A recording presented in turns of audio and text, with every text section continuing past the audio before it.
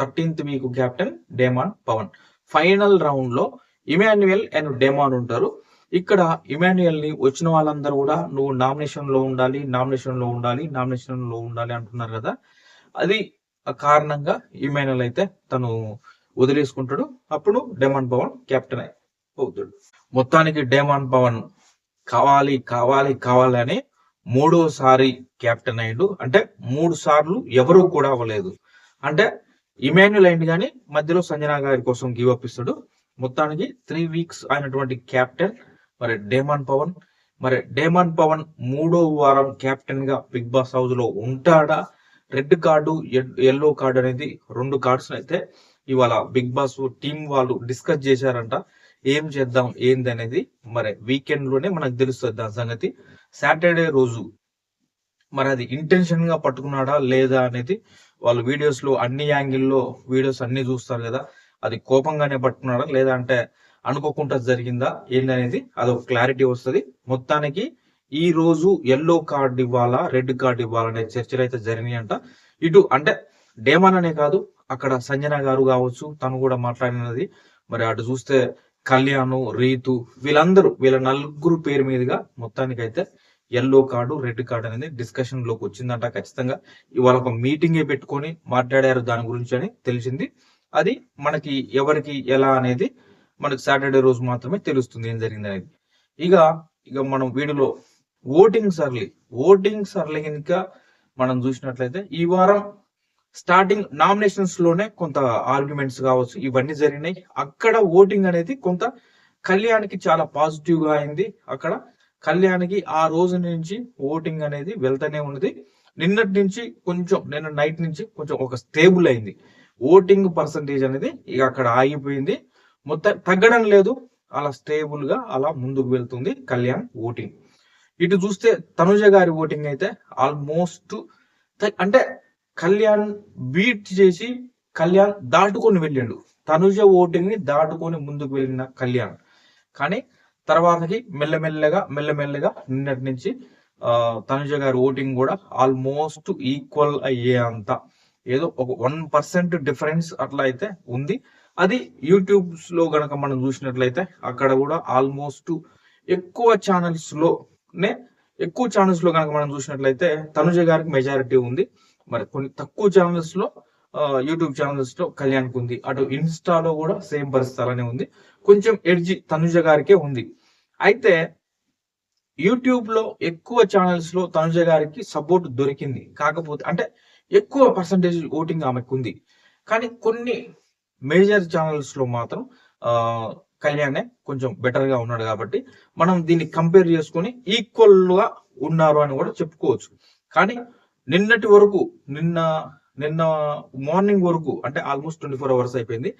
అక్కడ కొంత గ్యాప్ ఉండే తనుజ గారికి అండ్ కళ్యాణ్కి కొంచెం గ్యాప్ ఉండేది. అది ఫుల్ ఫిల్ అయింది. తనుజకు సంబంధించినటువంటి సపోర్టర్స్ కావచ్చు, ఫ్యాన్స్ కావచ్చు, వాళ్ళందరూ కూడా ఓట్లు అయితే కొంచెం బాగానే వేశారు. మెయిన్ గా తను ఆడిన టాస్క్లు ఇవన్నీ కూడా కంపేర్ చేస్తున్నారు.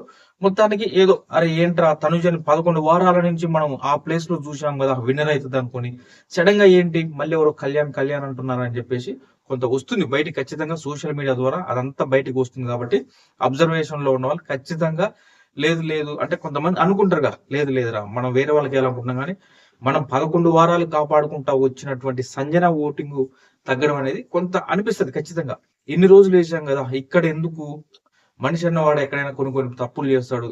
ఏదో మొత్తానికి రీజన్ అయితే మొత్తానికి మళ్ళీ తనుజ గారి ఓటింగ్ అయితే పెరుగుతూ వచ్చింది. అది కళ్యాణ్కి ఈక్వల్ గా కొన్ని ప్లేస్లలో కళ్యాణ్ దాటుకొని కూడా ఉంది.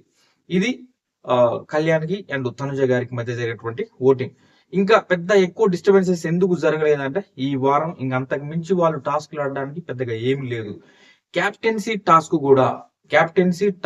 కూడా పెద్ద ఏదో ఫిజికల్ గా మెంటల్ గానో ఎలానైనా ఉంటుందేమో, ఫజిల్ ఇట్లాంటి ఏదైనా టెస్ట్ ఉంటుందేమో అనుకున్నాం. కాకపోతే అది అది క్యాప్టెన్సీ కంటెండర్లు కాకుండా ఉన్నటువంటి రిమైనింగ్ 3 మెంబర్స్ చేతిలో పెట్టిండు బిగ్ బాస్. రిమైనింగ్ మిగిలింది ఎవరు? సుమన్ శెట్టి గారు, భరణి గారు అండ్ తనుజ. వీళ్ళ ముగ్గురు క్యాప్టెన్సీ కంటెండర్లు కాలే. మిగతా రిమైనింగ్ 6 మెంబర్స్ క్యాప్టెన్సీ కంటెండర్లు అయ్యారు. వాళ్ళు ముగ్గురిని వరుసగా నిలబెట్టేసి ఒక డ్యాగర్ అక్కడ ఒక స్టాండ్ మీద పెట్టేసి బిగ్ బాస్ బజర్ కొట్టగానే వీళ్ళ ముగ్గురు ఉన్నది ఎవరు, భరణి గారు, సుమన్ శెట్టి, తనుజ, వీళ్ళ ముగ్గురు పరిగెత్తుకుంటూ వెళ్ళి ఆ డేగర్ ను పట్టుకోవాలి. పట్టుకొని వాళ్ళకి నచ్చిన వాళ్ళు ఎవరైతే ఉంటారో వాళ్ళకి ఇచ్చేసుకుంటున్నారు. అంటే ఆ వాళ్ళకి ఇస్తారు. ఇప్పుడు 6 మెంబర్స్ అక్కడ ఉంటే నచ్చిన వాళ్ళకి తీసుకెళ్లి వీళ్ళు ఆ డ్యాగర్ వాళ్ళ చేతిలో పెడితే వాళ్ళు ఎవరైతే కెప్టెన్ గా ఉండొద్దు అనుకుంటున్నారో వాళ్ళని డ్యాగర్ తోటి పొడి చేయాలి. ఆ రకంగా వాళ్ళు క్యాప్టెన్సీ రేస్ నుంచి అవుట్ అవుతారు. అలా ఫస్ట్ బజర్ మోగినప్పుడు సుమన్ శెట్టి గారు వెళ్ళి డ్యాగర్ పట్టుకురు. అతను తీసుకొచ్చేసి ఆ రీతుకి ఇచ్చిండు. రీతు ఏం చేసింది, రీతు తీసుకుని దాన్ని తీసుకుపోయి సంజన గారికి పొడి చేశారు. అంటే సంజన గారు out of the captaincy race అనమాట. అప్పుడు ఆ మధ్యలో వీళ్ళిద్దరి మధ్య కొంత ఆర్గ్యుమెంట్స్ అయితే కొంచెం నెక్స్ట్ లెవెల్లోనే జరిగినాయి. అది ఎలా జరిగిందంటే రీతు ఒక్క సెకండ్ కూడా ఆలోచించకుండా వెళ్ళిపోయి సంజన గారిని అయితే పడవడం జరిగింది. దాని తర్వాత సంజన గారికి రీతుకి మధ్య జరిగినటువంటి ఆర్గ్యుమెంట్స్ నెక్స్ట్ లెవెల్కి వెళ్ళిపోయింది. అది ఆల్రెడీ నామినేషన్స్ లో ఏం జరిగింది అయితే ఇక్కడ మరి చెప్పలేము. అటు సంజన గారు మాట్లాడిన పాయింట్స్ కరెక్టా, రీతు మాట్లాడే పాయింట్స్ కరెక్టా అనేది మనకు క్లియర్ గా తెలియదు. ఖచ్చితంగా రేపు మనకు తెలుస్తుంది. ఇక్కడ కూడా ఇద్దరు కొంత నోరు పారేసుకున్నారు, కొన్ని వర్డ్స్ వదిలేశారు. మరి అటు సంజన గారేమో నేను హౌస్ లో ఏం జరుగుతుందో అదే అని చెప్పేసి ఆమె చెప్తుంది.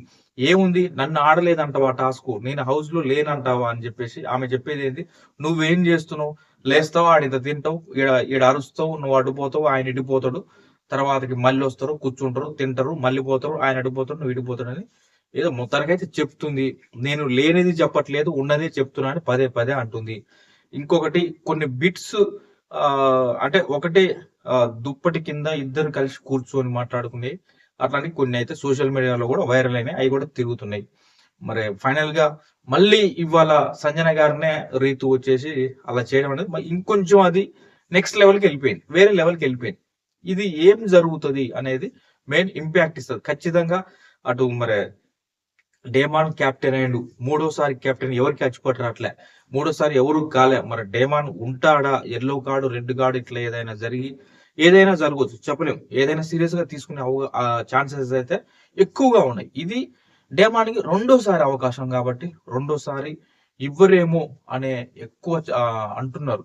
ఎందుకంటే ఉన్న సమాచారం ఏంటంటే ఎల్లో కార్డు, రెడ్ కార్డు దాని మీద చాలా సీరియస్ డిస్కషన్ జరిగిందంట.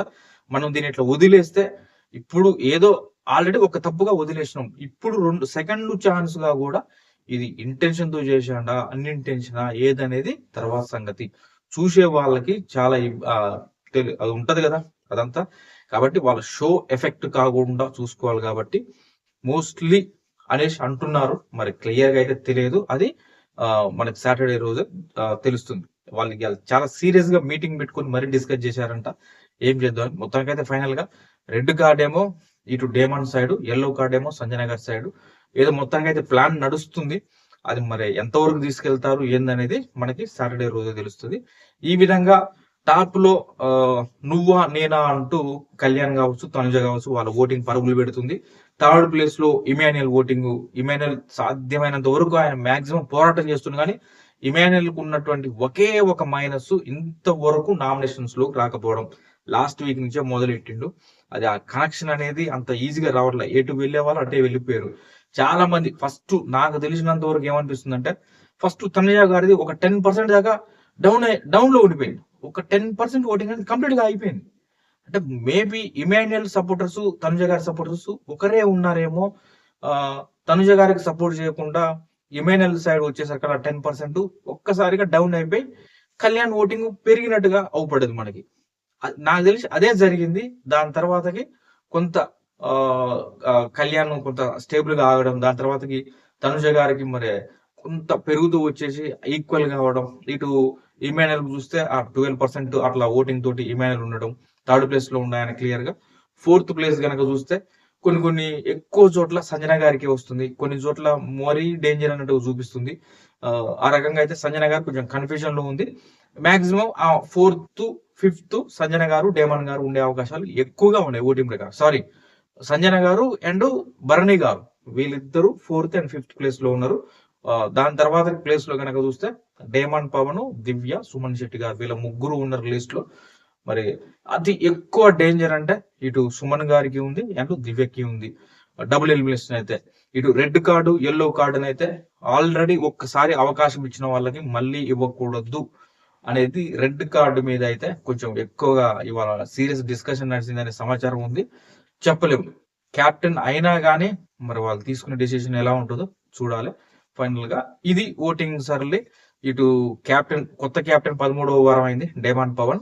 ఈ ఎల్లో కార్డు రెడ్ కార్డు అయితే ఇవ్వాల్సిందే ఖచ్చితంగా, లేదా అంటే సీరియస్ గా వెళ్ళదు షో ఖచ్చితంగా. ఎందుకంటే ఒకసారి అవకాశం ఇచ్చి ఇంకొకసారి అవకాశం ఇవ్వాలా అనే కాడికైతే వచ్చింది ఆల్మోస్ట్ అంటున్నారు. మరి చూడాలి ఎలా ఉంటుందో. ఇది ఫ్రెండ్స్ ఇప్పటి వరకు ఉన్నటువంటి అప్డేట్స్. Thank you.